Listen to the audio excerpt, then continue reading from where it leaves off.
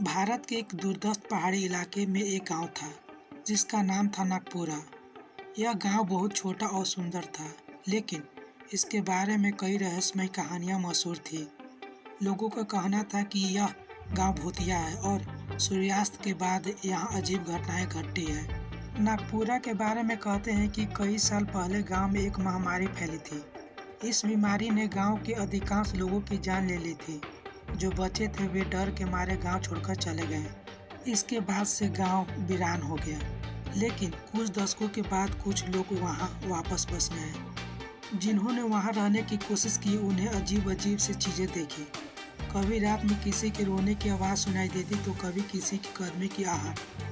कई बार लोगों को लगता कि कोई छाया उसके पीछे चल रही है। गांव के पुराने कुएं के पास जाने की किसी की हिम्मत नहीं होती थी, क्योंकि वहां से अक्सर चीखने की आवाज़ें आती थी। कुछ साल पहले गांव में एक युवक अरविंद अपने परिवार के साथ रहने आया। अरविंद पढ़ा लिखा और साहसी था। वह इन भूत प्रेत की बातों पर विश्वास नहीं करता था। उसने गांव में खेती करना शुरू किया और धीरे धीरे गांव के अन्य लोगों को भी वापस बुलाया। पहले कुछ महीने तक सब ठीक रहा। अरविंद और उसके परिवार बहुत खुश थे। लेकिन एक रात जब अरविंद खेतों से वापस आ रहा था तो उसने देखा कि गांव का पुराना कुआं हल्की रोशनी से जगमगा रहा था। पहले उसने सोचा कि यह उसकी आंखों का भ्रम है, लेकिन जब वह पास गया तो उसने किसी के रोने की आवाज़ सुनाई दी। अरविंद ने इस घटना को नज़रअंदाज कर दिया, लेकिन अगले दिन उसकी पत्नी सुमन ने बताया कि रात को किसी ने उसके दरवाजे पर दस्तक दी थी। जब उसने दरवाज़ा खोला तो वहाँ कोई नहीं था। सुमन ने यह भी कहा कि उससे लगा जैसे कोई परछाई खिड़की के बाहर घूम रही थी। अरविंद ने गांव के बुजुर्ग दादाजी से इस बारे में बात की। दादाजी ने कहा यह गांव पहले भी भूतिया माना जाता था। यहाँ जो लोग महामारी में मारे गए थे उनकी आत्मा अब भी शांति नहीं पा रही है।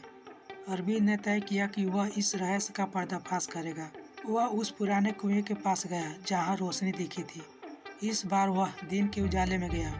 कुएं के पास उसने कुछ पुराने कंकाल मिले और कुछ टूटे हुए बर्तन।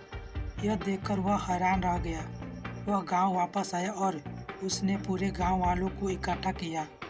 उसने सबको बताया कि कुएं के पास जो कंकाल मिले हैं वे उन लोगों के हो सकते हैं जो महामारी में मारे गए थे। उन्हें शायद बिना किसी विधि विधान के वहां दफनाए गए थे। गांव के लोग मिलकर पंडित जी को बुलाया। उन्होंने उन कंकालों का उचित अंतिम संस्कार किया और उनकी आत्माओं की शांति के लिए पूजा की। इसके बाद से धीरे धीरे गांव में अजीब घटनाएं कम होने लगी। आज नागपुरा एक साधारण गाँव बन चुका है। जो भी यहाँ आते हैं उसे पहले भूतिया कहानी सुनाई जाती है, लेकिन अब गांव में डरावनी घटनाएं नहीं होती है। अरविंद की साहस ने न केवल गांव की एक नई शुरुआत दी, बल्कि यह भी सिखाया कि डर का सामना करना ही उसे खत्म करने का सबसे बड़ा उपाय है। निष्कर्ष, यह कहानी हमें सिखाती है कि डर और अंधविश्वास से मुक्त होकर यदि हम सच्चाई की ओर जानने का प्रयास करें तो हम किसी भी समस्या का समाधान निकाल सकते हैं।